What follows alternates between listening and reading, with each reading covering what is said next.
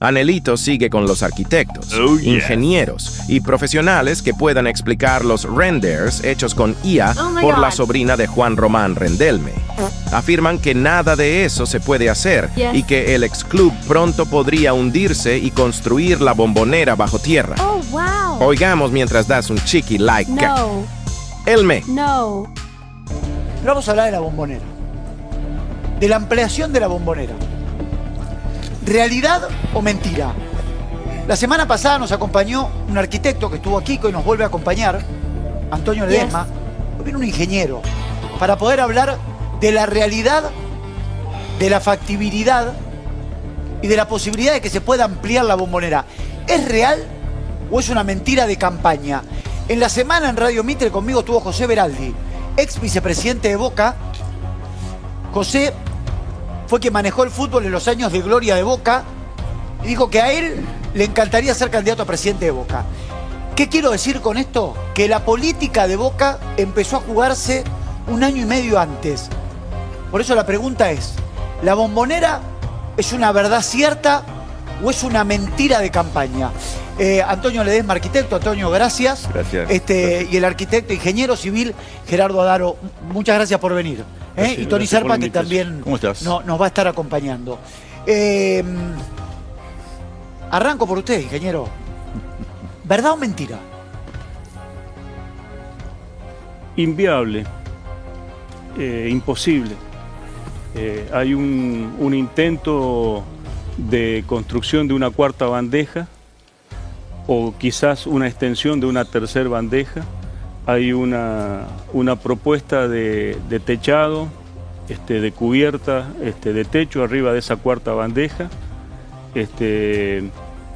Hay un intento de demolición de los palcos actuales, los palcos VIC que se construyeron en 1996 y construir otros palcos a 45 metros de altura. Hay un intento de correr el campo de juego hacia el oeste, hacia el lado del ferrocarril, y una propuesta de usurpación al espacio público dentro de la zona de vías del ferrocarril General Roca, para construir 4 torres de elevadores, y la verdad que nada de eso es factible, por infinidad de motivos técnicos, legales y administrativos.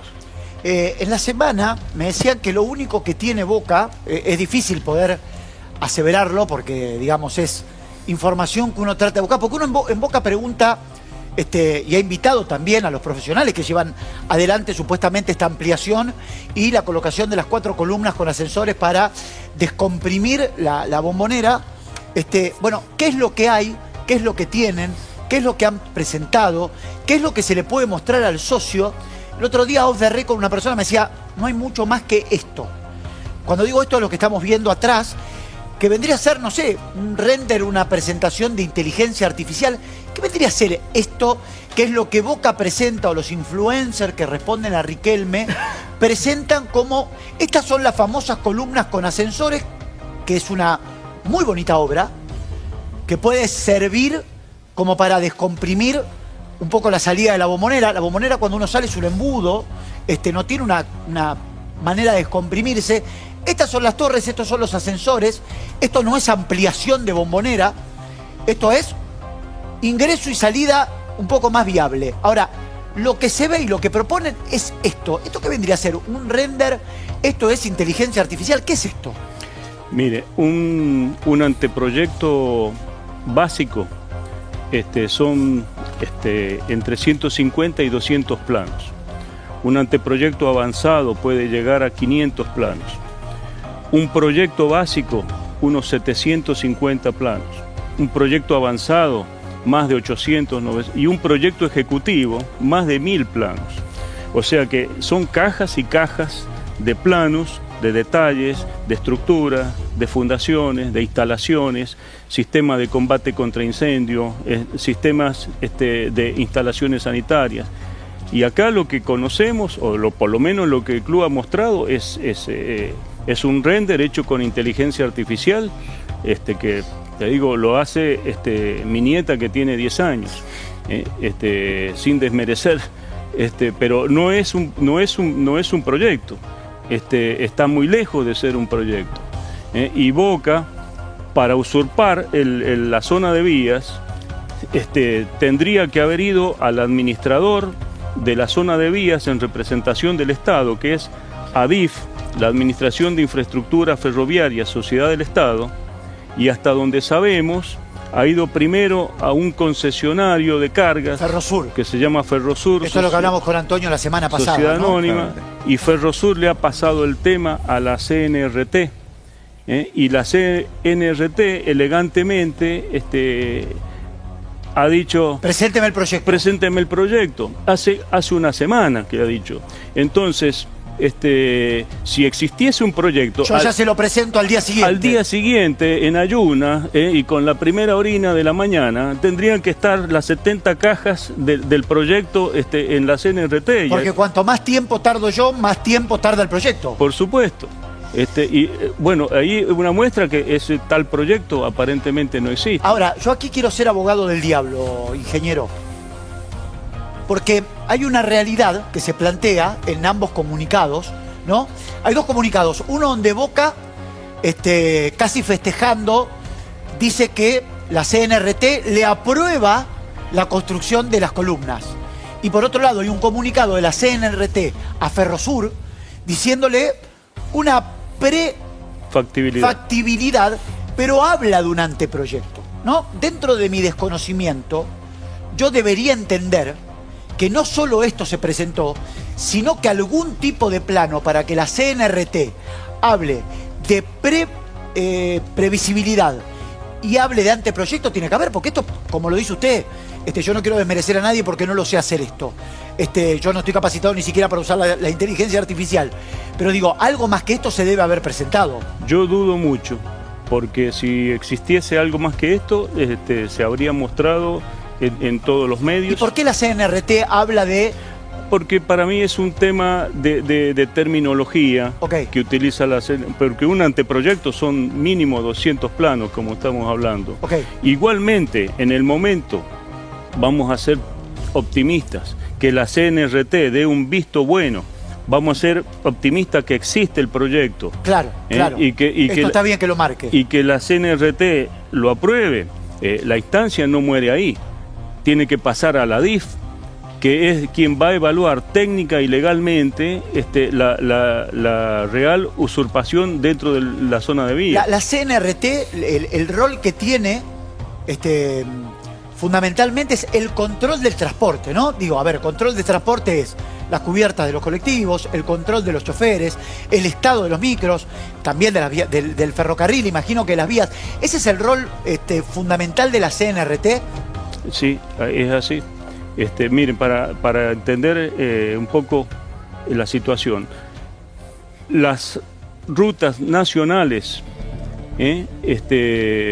tienen un ancho de vía de 100 metros y lo administra la Dirección Nacional de Vialidad. Sí. Las rutas provinciales tienen un ancho de vía de zona de caminos de 50 metros y lo administra la Dirección Provincial de Vialidad. Bien. Y los ferrocarriles tienen un ancho de 15 metros, que es la zona de vía, y lo administra la ADIF, que es la Administración de Infraestructura Ferroviaria. La CNRT incluso es un organismo que está en proceso de disolución. 584/2025. Exactamente, es un decreto del año pasado y que pronto la CNRT va a desaparecer. Es muy probable que la CNRT ya no exista más. Cuando Boca presente Boca presente los proyectos. ¿Y va a tener que ir a DIF directamente? Ahí tendrá que ir a DIF directamente o a la AABE, que es la Agencia de Administración de Bienes del Estado. Hasta ahora, hasta donde sabemos, ninguno de esos pasos se han dado. Antonio, el arquitecto Antonio Ledesma, Gerardo Adaro es ingeniero civil. Acá estamos viendo una imagen, creo que es muy real. Esto es el tren pasando a centímetros de la Bombonera, a metros, para no decir centímetros. Las torres irían a la altura donde están estos efectivos de la policía. No digo puntualmente acá, pero para graficar, ¿sí? Este pedazo de cemento, que vendría a ser como una especie de vereda, serían las columnas y el tren pasaría por el medio de la Bombonera y estas columnas. Sí. ¿Así sería el proyecto del cual estamos hablando? Sí, por lo que vemos en las imágenes aparentemente sí, pero tampoco está muy definido, porque cuando veo esto que hay un par de vías, que es normal que haya un par de vías por una cuestión de tránsito, de cruce de ferrocarriles o de convoy que pueden pasar en distintos momentos. O sea, eso es, en la jerga ferroviaria es redundante siempre tener vías de cruces en lugares de estas características, más cuando es transporte de carga. Con lo cual, por lo que se ve en esas imágenes de inteligencia artificial, yo diría que está pisando sobre una de las vías y dejando una sola, lo cual me parece que ni siquiera han tenido el trabajo de hacer un análisis un poquito más serio y concienzudo sobre cómo llevar adelante un proyecto. Antonio Serpa, Tony Serpa, que me acompaña a mí en la radio y es un hombre que sabe mucho de Boca, las únicas imágenes, vos conocés el mundo Boca mucho más que yo y que nosotros aquí en la mesa, las únicas imágenes que Boca ha dado trascender, que no lo ha hecho Boca oficialmente más allá de los comunicados, lo han hecho muchos influencers y algunos periodistas, es esa imagen que veíamos anteriormente y hablábamos con el ingeniero Adaro, esa especie de inteligencia artificial, esto es lo único que ha dado a conocer Boca a partir de sus comunicadores que no son oficiales. Sí, dieron a conocer eso y lo que hicieron en realidad fue juntar a un grupo de periodistas, encerrarlos en algún lugar de Boca, del club, y proponerles ver todo esto con la presencia del secretario Ricardo Rosica, del gerente de prensa Santiago Carreras y del arquitecto Mainero, que es el que está llevando adelante la obra. Ahora, hay muchas dudas sobre esto. La gente que estuvo presente me dijo que no parecía muy profesional. Le habían preguntado incluso a Rosica por este tema de los renders y qué sé yo. Y Rosica hablaba literalmente de dibujitos. No es Claro, no son planos. No son planos. Hablaba de dibujitos y dijeron que no los habían mandado a hacer afuera a Europa porque les cobraban muy caro y entonces los habían hecho acá los dibujitos. Pero así. Bueno, los planos, imagino, ingeniero, que se pueden hacer acá, que se pueden hacer en Europa. Digo, mientras se contrate un estudio de arquitectos o de ingenieros o una empresa constructora, las más importantes a nivel argentino, sudamericano o europeo, se puede hacer este tipo de obra. Digo, no hace falta que los planos vengan de Europa, entiendo. No, para nada. En Argentina hay profesionales y estudios de ingeniería y de arquitectura por demás capacitado para hacerlo. Lo que pasa es que no se hacen de un día para el otro y no lo hace tampoco una persona, son grupos de 15 a 20 profesionales, porque para hacer un plano de estructura, para hacer una cuarta bandeja, para estar seguro si esa cuarta bandeja va a resistir, hacen falta muchos cálculos, hacen falta muchos estudios, hace falta mucha gente trabajando, y la verdad que no vemos esa estructura en Boca ni fuera de Boca. En la semana, hablando con Daniel Avellaneda, cruzábamos opiniones y me parece que Boca se sorprendió por la rápida respuesta de lo que fue la CNRT. A ver, con Daniel hablábamos, teniendo en cuenta todo lo que se había instalado. Claro. ¿Quién es el que maneja la CRNT? Maxi Patti. Maxi Patti es el hijo del comisario Patti, del ¿no? comisario Patti y además... Que fue intendente de Escobar. Exacto, y además es, digamos, un referente de Escobar. De la Libertad Avanza. Y de la Libertad Avanza, ¿no? Bueno, del gobierno. Me cuentan que daban por descontado que Patti, siendo un hombre tan fuerte de la Libertad Avanza, y probablemente en Boca se creyeron opositor a Riquelme por una cuestión ideológica, no le iban a dar un veredicto, se lo iban a patear para adelante, o de arranque le iban a decir no. Ahora, lo que a mí me dicen es, la potestad de la CNRT no es decir sí o no a las tierras, porque la CNRT no tiene ese rol. Y que la CNRT tan rápido haya contestado y les ha dicho, bueno, bienvenido lo que me trajo, ahora a partir de lo que me trajo, tráigame más, que yo lo voy a evaluar, eso dejó en jaque a Boca, porque es lo que decía usted anteriormente. Si me dicen, vení, tráeme los papeles, y yo voy mañana con la primera orina a la mañana y le digo, acá están los papeles, aceléreme el trámite. Lógico. ¿Usted cree que la CRNT lo deja en jaque a Boca porque hoy Boca no tiene que presentarle a la CRNT? Mire, lo deja en evidencia de que el proyecto no existe. Porque cuando se anuncia este proyecto se habla que estuvimos 2 años estudiando seriamente el proyecto. O sea, ¿qué hicieron en 2 años? Hicieron un render, entonces, nada más. Porque si hubiese 2 años de trabajo, yo imagino que tendría que estar todo el proyecto desarrollado. Y queda en evidencia que desde hace una semana que la CNRT está esperando información. Y para mí la CNRT se saca un poco el problema de taquito. Pero inteligentemente, porque le dice, tráeme, vení, tráeme. Claro. Porque si la CNRT de arranque dice no, es la primera excusa de Riquelme, no me dejan. Ahora la CNRT le dice, vení, tráeme. Y al decirle tráeme, Boca no lleva. Porque acá hay una realidad. Usted me habló de un proceso. Ahora, no llegamos al proyecto ejecutivo todavía. No. Porque el proyecto ejecutivo, estamos hablando, el otro día Antonio Ledesma, el arquitecto, me decía, yo le decía 1000 planos aproximadamente, y me dice, me parece que te quedás corto. Porque usted me habla de 200, me habla de 300. Ahora, cuando llegamos al final, que es el proyecto ejecutivo, que se presenta cuando ya la obra, imagino que se empieza a desarrollar y ya están todos los permisos, estamos lejísimos de eso. Estamos años luz de un proyecto ejecutivo.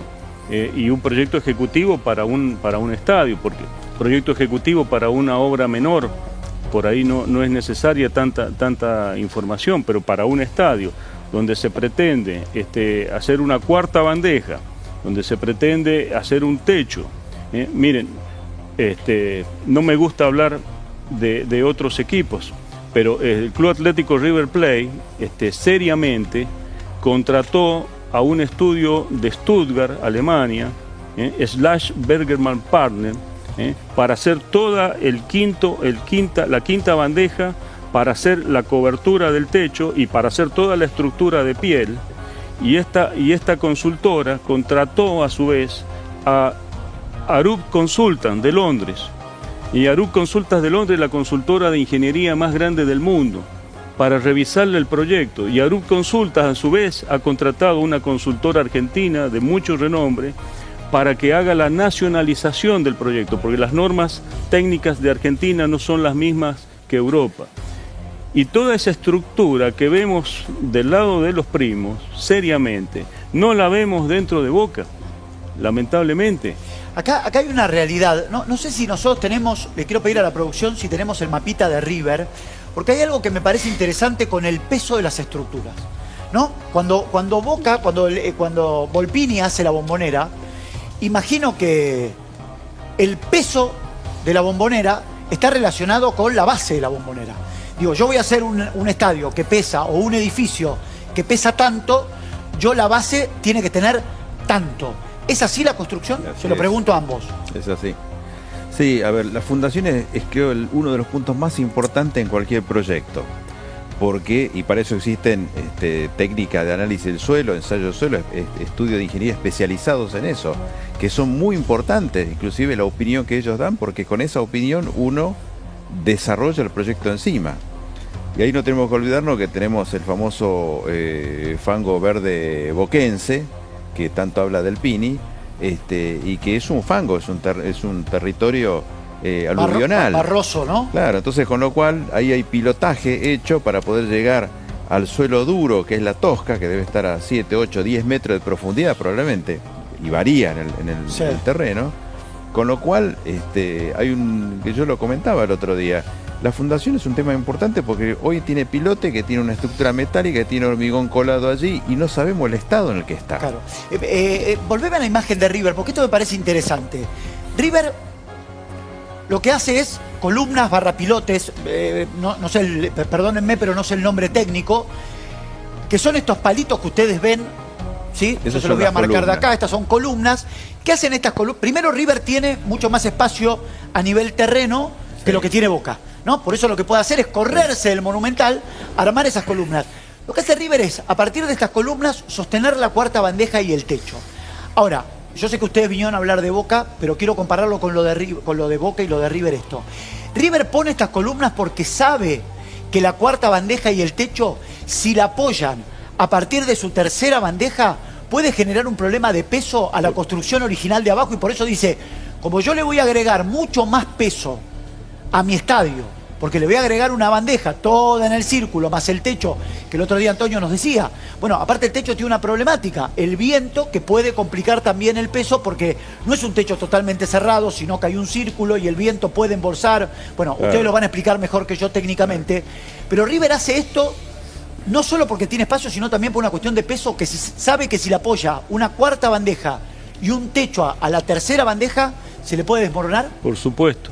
River tiene clarísimo que la estructura existente de pórticos construidas entre 1936 y 1938 no están dimensionados para soportar las cargas de la nueva estructura que se está planificando.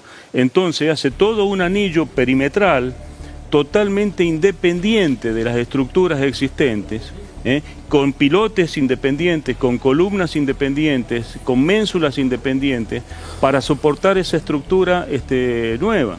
Y la ventaja que tiene River es que no está encajonado. Tiene terreno, tiene espacio. No, hay una parte que sí va a haber un poco de usurpación sobre la línea municipal, sobre Udaondo, pero es un tema menor, seguramente eso se va a resolver en la municipalidad, pero Boca, en cambio, está encajonado por todos lados. Desde la calle Bransen está encajonado y ya incluso tiene una usurpación de 2,50 metros.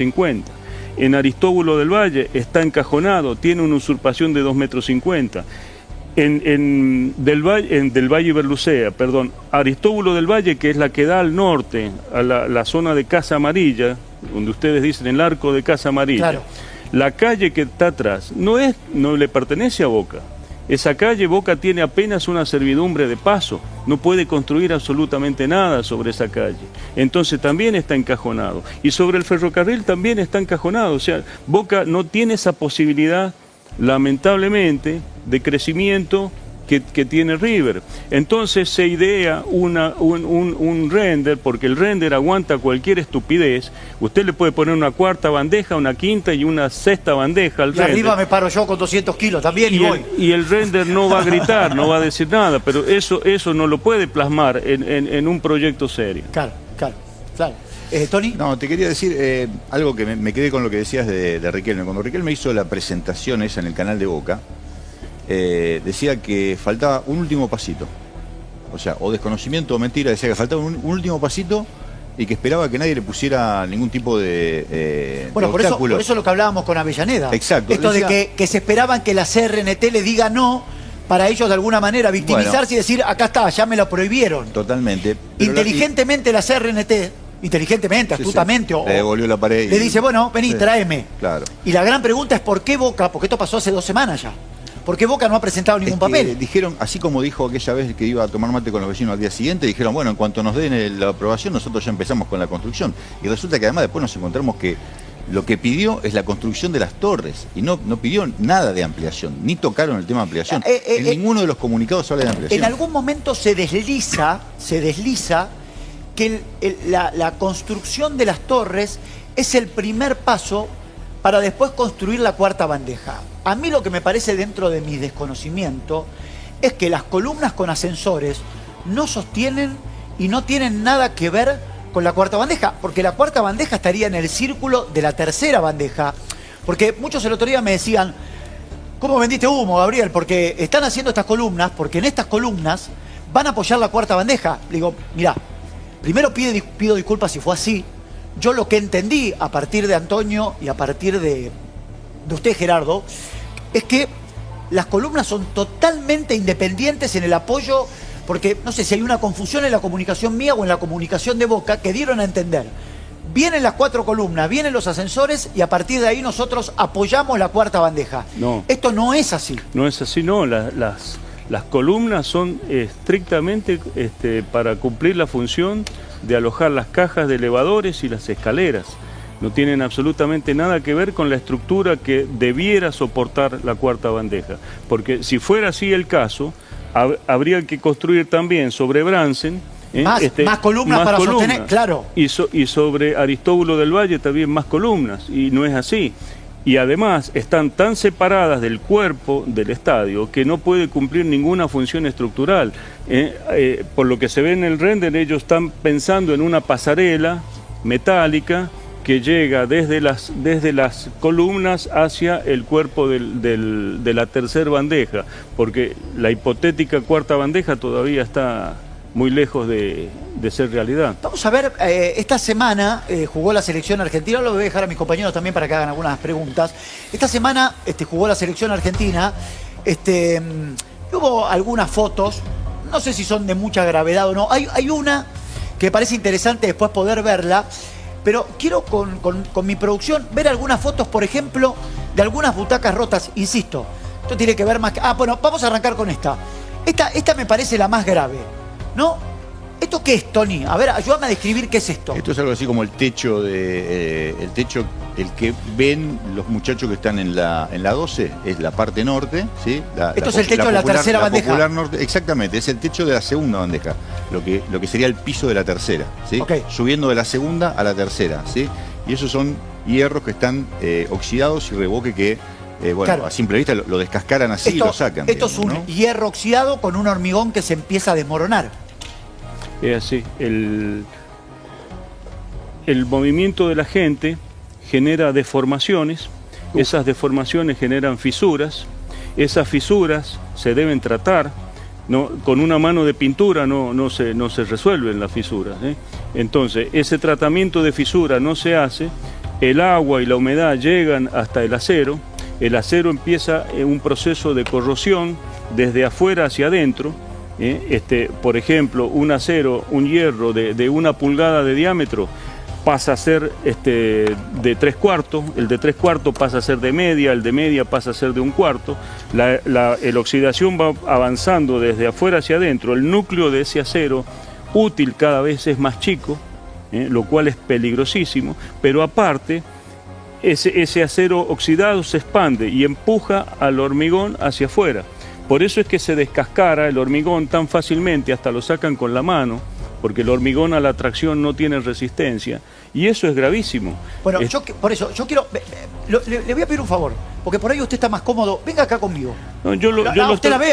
Pero dichoso usted que tiene buena vista. Yo no veo nada. Vamos... dichoso usted que tiene buena vista. Vamos de a una, porque me parece que son imágenes que está bueno que las empecemos a ver de a una. Arranquemos, por ejemplo, por esta. Ayúdenme a describir. Bueno. A ver, déjame una, Gaby. Así analizamos una puntualmente. A ver, ¿esta qué es? Esa es la más triste imagen que hemos visto y que generó la clausura de la tercera bandeja sur. Y si volvemos atrás van a ver que son 2 capas de pintura, una amarilla que está abajo y una azul que está arriba partida. Entonces, con el movimiento... La azul se separa, pero se sigue viendo la amarilla abajo. Y parece que se ve el piso. Y alguien puede pensar que está mirando la segunda bandeja. Entonces, desde la Fiscalía se apuraron en clausurar, primero la clausuraron, después le exigieron un ensayo de carga, que eso no se hace una vez en la vida cuando un estadio se inaugura, se hace una prueba de carga. Acá se hizo... ¿Fue las famosas piletas? Las piletas Pelo Pincho, que fue a fines del 2023. A las piletas Pelo Pincho se las llena con 75 centímetros de agua. ¿Por qué? Porque tiene que reemplazar la carga hipotética con la que fue calculada. Del PINI calcula 500 kilos por metro cuadrado. Imaginemos 5 personas de los que aquí estamos, que pesen 100 kilos cada uno, todos apretaditos, y esa gente saltando al unísono genera un coeficiente de impacto de un 50% de la carga, o sea, 750 kilos. Por eso es que a las piletas Pelo Pincho las llenan a 75 centímetros, midieron las deformaciones y las deformaciones daban bien para esa carga. Entonces no había ningún motivo para clausurarla, pero ¿qué es lo que hizo Boca?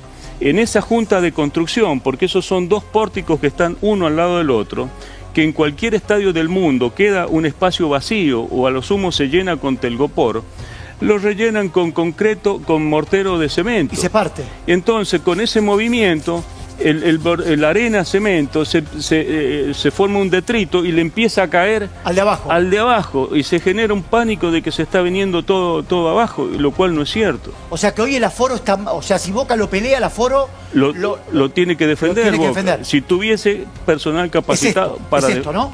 Es esta imagen. Exactamente. ¿Sí? Los chicos me dicen que es un video editado con muchas imágenes. Yo lo que les quiero preguntar es si las vamos... Esto es tremendo. ¿Esto es peligroso o está bien que tenga ese movimiento? Está bien. Eso está preparado así, porque imaginemos que las tribunas son como si fuesen edificios independientes, uno al lado del otro. Y si una gente salta más de un lado y otra salta menos del otro, ese movimiento se tiene que producir porque está preparado para que así sea. ¿Y ese? Es lo mismo. Es lo mismo. Es lo mismo. Es el pórtico, el movimiento de los pórticos cuando se produce el impacto de la gente. Estos movimientos no generan un problema y a mí no me dan una sensación de que si le pongo más peso... Lo que pasa es que si le pongo más peso a eso puede ser que el movimiento no se haga. No. Ese movimiento está bien y está calculado para los pesos existentes, pero no para una cuarta bandeja. Por eso, yo digo, a ver, vamos, dentro de mi ignorancia, perdón, yo tengo algo que se me mueve así, sí. ¿no? Le pongo algo, poné la mano. Sí. No, poneme la mano tuya plana, ahí arriba. Sí. Ponle peso, ahí. No la puedo mover de la misma manera. No. ¿Esto funciona de la misma manera? Exactamente, esto funciona para que justamente las cargas que son desiguales trabajen y se producen esas deformaciones. Pero eso siempre dentro de los pesos para los cuales la estructura está calculada. No para una cuarta estructura que no fue... Pero si yo le pongo peso no se me va a mover. No, aparte va a generar otros problemas. El hormigón va a empezar antes de moverse, se va a empezar a romper las vigas, las columnas y va a llegar hasta los pilotes. El hierro oxidado que veíamos en la primera que Tony nos contaba, que se desprendía el hormigón, ¿eso es por el paso del tiempo? ¿Por qué el hierro se oxida? Por falta de mantenimiento, como decíamos, fisuras que no se corrigieron, fisuras por donde entró la humedad y se produjo el proceso de oxidación. Entonces ese hierro, ojo que ante el intento de hacer popular toda la tercera bandeja, es un problema. Eso le iba a preguntar, porque la realidad es, primero hablando de una cuarta bandeja, pero lo primero que dicen después de la cuarta bandeja es, vamos a llegar a que toda la tercera sea popular. De hecho... Van a sacar todos los asientos, ¿no? Exactamente, de hecho quieren ganar 1.500 localidades ahora en la zona norte, sí, en la tercera bandeja norte, que antes era toda platea, ahora es mitad platea y mitad popular, y quieren llevarla a todo popular. ¿Ese peso puede cambiar también? Por supuesto. Antonio, ¿querés comentar? Sí, a ver, las estructuras están calculadas para una determinada característica. Como decía recién Gerardo, 750 kilos con los saltos de impacto que haga la gente. Y está para eso, si uno le agrega una bandeja extra, está agregándole peso y quitándole parte de esos 250 kilos de carga que tenían para que la gente salte. Con lo cual, la gente de la tercera bandeja se va a tener que quedar quieta y no va a tener que saltar nunca, para compensar el exceso de carga que tiene arriba. Como eso no puede suceder nunca, porque no va a suceder, entonces es como irresponsable pensar de esa manera. Cualquier cosa que se haga encima de eso tiene que tener una estructura independiente. Hay algunos que el otro día me decían que la parte de arriba, hay algún sector que tiene plateas con asiento y otra gente que va parada. Sí, esa es la tercera norte. La que está arriba de la 12. Bueno, dicen que en general aquellos que tienen la butaca para sentarse, teniendo en cuenta que hay gente parada, también ven el partido parados. Sí, claro. ¿No? Porque dicen, la verdad que el que se va a sentar no puede estar sentado porque no lo ve. Digo, eso sería un problema menos porque hoy ya están parados, ¿o no? Sí, pero... No, pero lo que quieren hacer es agregarle cantidad de gente, porque si vos sacás, no es una cuestión de estar parado. Está bien, porque vas a tener más gente. Vas a tener más gente. Claro. Porque el tipo que está parado ocupa un espacio, en esto vas a meter más gente. Exactamente. Está bien. En la butaca sentada son 2.4 personas por metro cuadrado. En cambio, cuando están parados son 5.7 personas por metro cuadrado. El doble. Más del doble. Claro. Entonces, esa es la condición que tenía la Bombonera en 1940 cuando se inauguró. Pero cuando se inauguró, el hormigón era nuevo. Entonces hoy, 86 años después, volver a querer al punto cero, digamos, ¿no? Punto cero, primero que vamos a contramarcha de lo que hacen todos los estadios en el mundo, porque todos los estadios en el mundo van reduciendo gente parada y aumentando gente sentada. Bueno, es una disposición FIFA para jugar además de las exigencias de FIFA. Para jugar inauguración o final de mundial, ¿no? además de ir a contramarcha de lo que hacen en el mundo, nos estamos poniendo en una situación hipotética de creyendo que hoy la Bombonera con 86 años tiene la misma resistencia que tuvo en el momento de inauguración. Y para hacer eso hay que hacer un montón de estudios. A vos, Antonio, te ha tocado hacer estudios de integridad estructural, que se llama, de ultrasonidos, de estudios químicos. ¿Quién garantiza a 8 o 10 metros de profundidad los pilotes si están sanos, si el acero que está ahí adentro está oxidado o no está oxidado, si existe o no existe? Porque pensemos que todo eso está bajo agua hace 86 años. ¿El acero se lo puede haber comido el agua? Sí, por supuesto.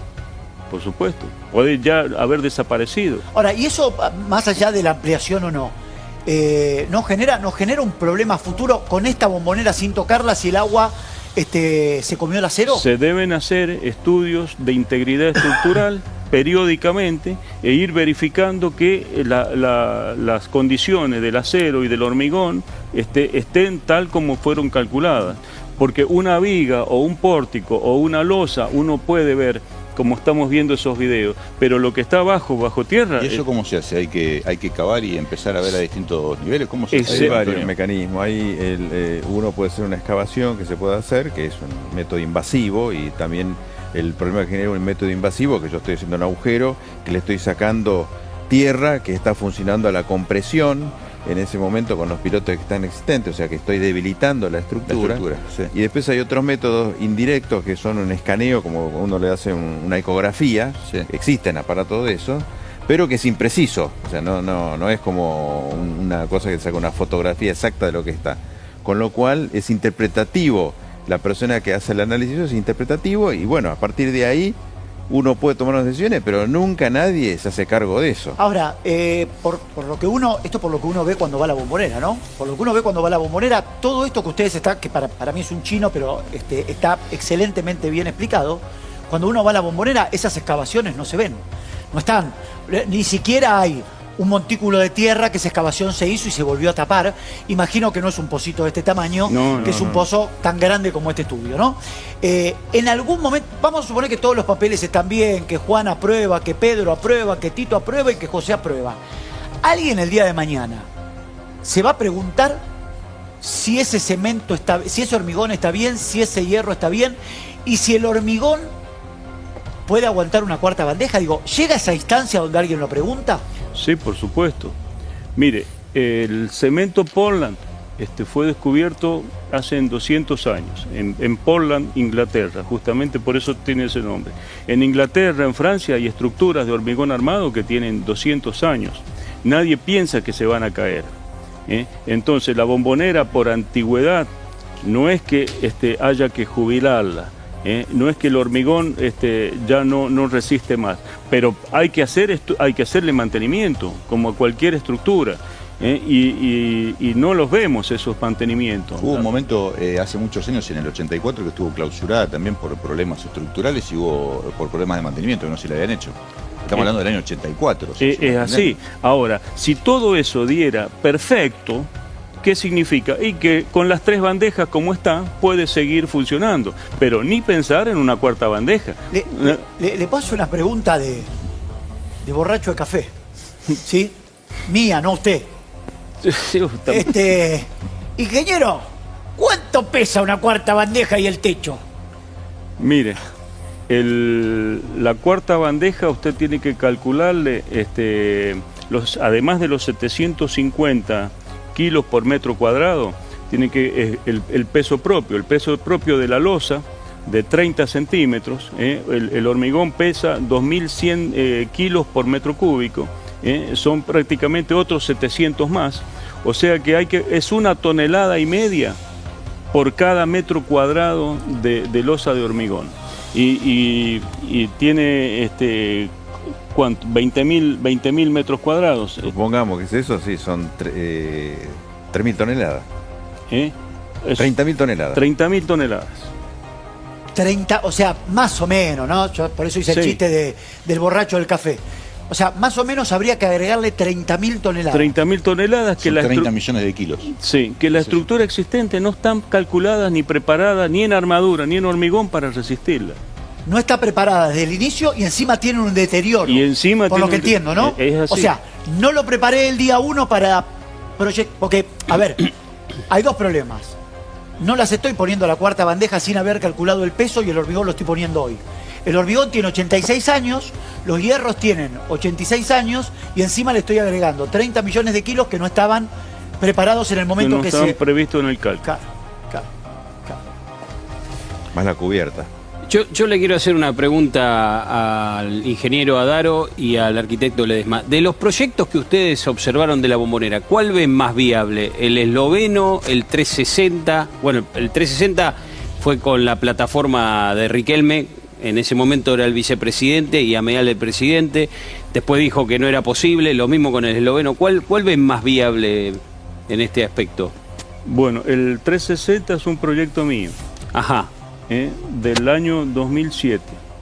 Cuando yo copié lo que se hizo en el Vicente Calderón, cuando la M30 se construyó la platea que da hacia el río Manzanares y la avenida de circunvalación de la M30 pasando por debajo de la platea. Entonces, sin inventar nada, dije, esto lo podemos hacer en la Bombonera, construir, cerrar el anillo y pasar del Valle Berlocea en túnel por abajo. Pero en el año 2007, primero que Boca tenía 60, 70 mil socios, hoy tiene 300 mil, pero cuando empezamos a ver la cantidad de inconvenientes, de problemas de títulos de propiedad de los vecinos, problemas de casas catalogadas que están protegidas por la Dirección de Patrimonio Histórico, problemas de que hace falta entrar en prescripción adquisitiva, título supletorio, uso capión, después necesidad de unificar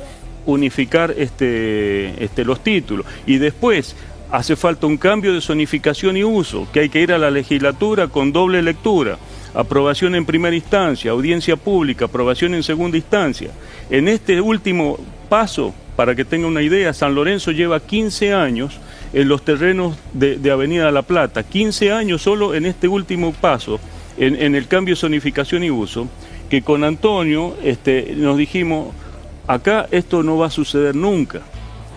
Aun cuando se pueda facilitar el tema de la descatalogación de las casas, eso es un camino donde nadie sabe dónde termina. Fue así que con Antonio, con la ingeniera Lucía Masaglia y con mis hijos, que también son ingenieros.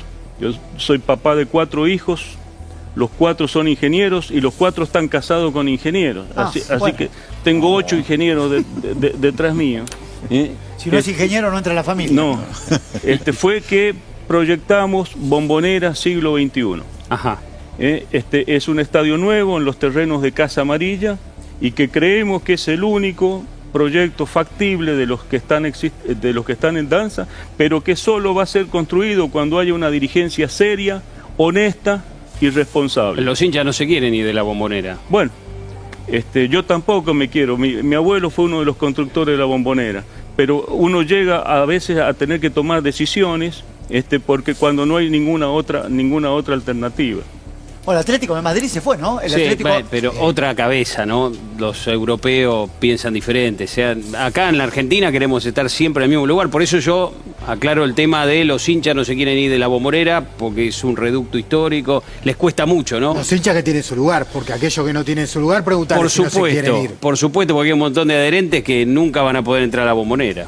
No, y aparte me parece que hay una gran problemática también, Tony lo entiende más que yo, que está relacionada y vinculada con el famoso filtro, ¿no? Bueno, el filtro digo, es no solo el adherente, sino el socioactivo también. Hay una denuncia en la justicia contra Riquelme por administración fraudulenta que hizo Walter Klick, que tiene que ver con esto, ¿no? Que se adulteran los filtros, eso lo tendrá que probar la justicia penal, pero digo, hay un funcionario del Gobierno Nacional, del Ministerio de Seguridad, que hizo una denuncia, que es socio de Boca, Walter Klick, que dice, se adultera el 70% del filtro, es decir, no te aplican el carnet cuando vos cruzas el molinete para que después no te dé el filtro y por ese lado es la denuncia. Claro, venden la entrada esa en la reventa. No solo eso, después tenés el tema de los abonos que no te renuevan. De repente, digamos, hay un montón de gente, Bueno, vos contaste del Potro, que a Del Potro no le renovaron el abono. Sí, lo contamos lo del Potro, lo dijo José Beraldi el otro día también. José Beraldi el otro día, digamos, no le renovan a un montón. Imagínate que si no se renueva el Potro, digamos, a un NN, digamos, un socio común, bueno, no renuevan los abonos porque pues esos abonos después los venden, se los quedan y los venden a las agencias, que son los que luego lucran con los turistas, mientras los socios que pagan habitualmente, aún sin adulteración del filtro, si vos le decís a un tipo que si no fue el 70% de los partidos anteriores no puede entrar, te quedan 10.000, 15.000 entradas libres por que eso, son para uso lo que de se denuncia, lo que se denuncia en la presentación que hizo este funcionario justamente es eso, ¿no? Que a propósito no le apoyan el carnet para después la persona no pueda cumplir con el 70% del filtro y después lo venden por otro lado. El tema es yo me pongo en el lugar de hincha de Boca o de socio de Boca, ¿no? Hay una grieta tremenda en él. Yo escucho a los especialistas, que son ustedes, Bombonera casi imposible. Parecería, ¿no? Parecería, ¿no? Escuchándolos a ustedes. Y digo casi porque me resguardo el casi yo, pero para ustedes no hay un casi, es imposible. Y ustedes son los expertos, ¿no? Ni la 360, ni la 480, incluso ni la Adaro 125. dice que él es el que creó el 360 y que no lo puede implementar ahora. O sea, no hay opción. ¿El 360 no era Navarro o me equivoco yo? No. Navarro, el arquitecto que estaba a cargo de obras de Amial. Puedo contar la historia completa. Cuando yo le planteo, no se llamaba 360, a Pedro Pompilio en el año 2007, sí. Él promete revisarlo, promete estudiarlo, año 2007. En el año 2009, la Facultad de Arquitectura, Diseño y Urbanismo de la Universidad de Morón presenta el mismo proyecto y le empieza a llamar 360 grados. Lo único que hace, le saca el túnel debajo del Valle Berlucea, y hace todo un desvío, un bypass por Solesi. Y después, siendo presidente, Daniel Angelici llama a todas las agrupaciones legalmente constituidas, y les ofrece, les muestra el proyecto, le dice, estúdienlo, si están de acuerdo, nos volvemos a reunir y vamos adelante con este proyecto. Y la agrupación Juntos por Boca se toma el proyecto, de alguna forma, no digo que lo roba, pero se apropia, lo toma como propio, y a partir del 2015... ¿Esa es la de Amial? Esa es la de Amial. Amial Pergolini, que se presenta en el 2015, que no gana, y después en el 2019 que sí gana acompañado con Riquelme. Sí. Pero la génesis, digamos, del proyecto es esa. A ver, o sea, el 360 es imposible. El 360 y Proyecto Esloveno tienen el mismo problema porque tienen que entrar hacia las, ya sea las dos medias manzanas o hacia las dos primeras líneas de casa.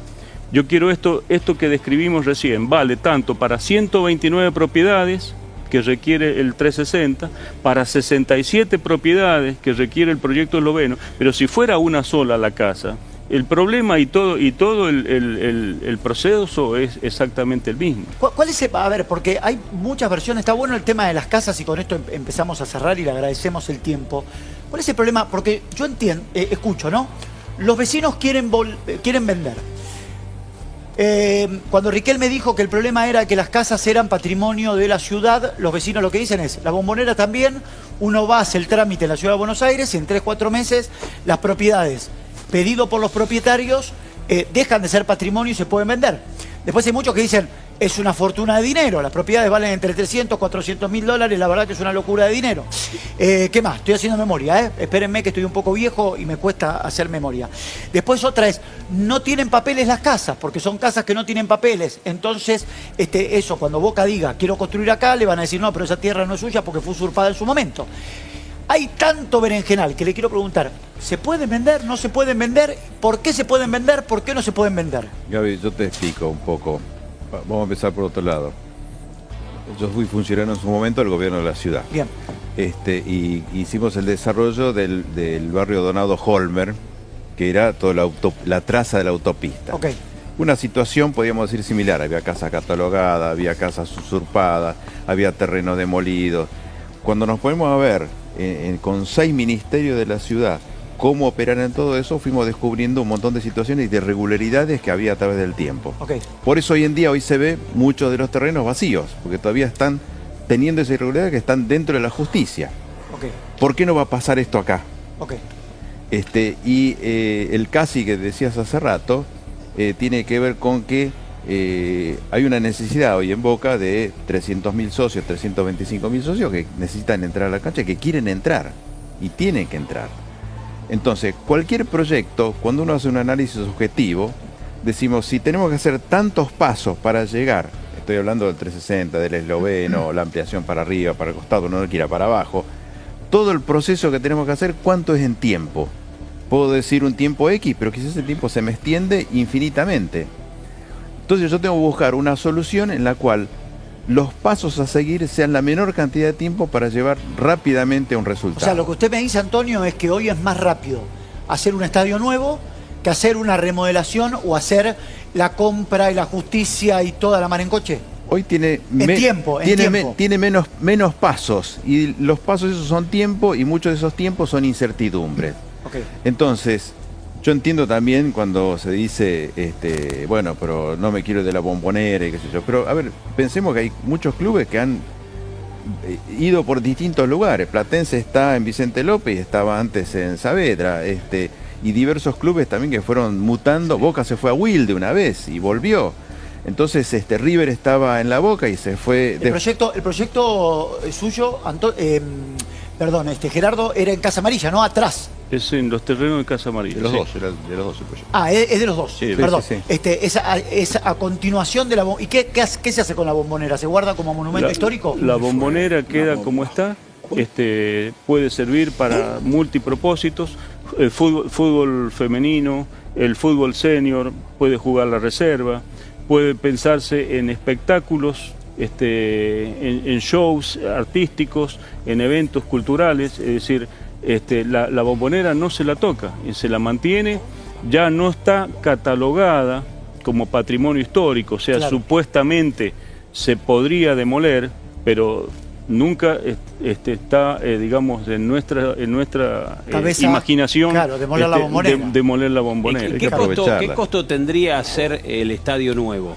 Calculan. Sí. Sería más económico, suponiendo que Riquelme en este caso quiere hacer las 4 columnas, los 18 ascensores, o quiere meter una cuarta bandeja que ustedes dicen que es inviable y todavía no presentó el proyecto. ¿Qué sería más económico? ¿Esto en Boca o hacer un estadio nuevo? Miren, por la dificultad que ustedes plantean, ¿no? Yo no puedo decir cuánto costaría la ampliación que quiere hacer Riquelme porque no hay proyecto. Sería irresponsable decir un valor de algo que no existe.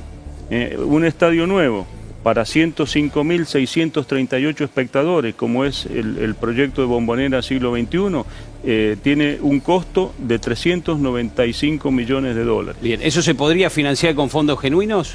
Por supuesto, se paga absolutamente con fondos genuinos, con la preventa de abonos, con la preventa de palcos, con la preventa de plateas. ¿Pero financiación externa no necesitarían? No necesitaría.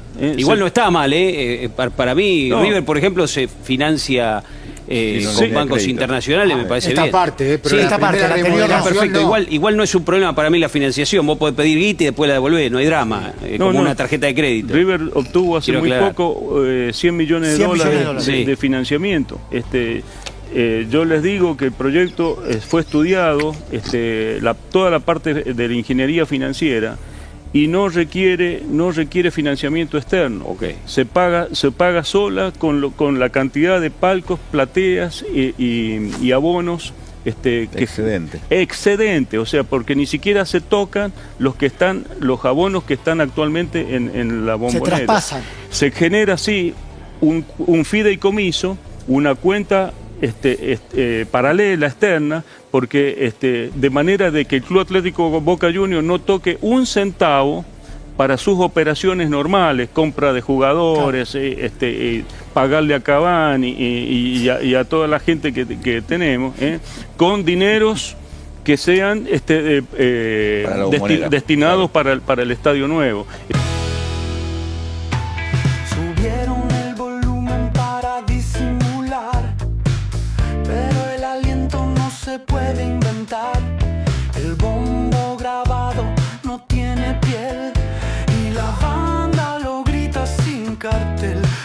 Antes al mango y sin calor, hoy la hinchada de mentira no tiene olor.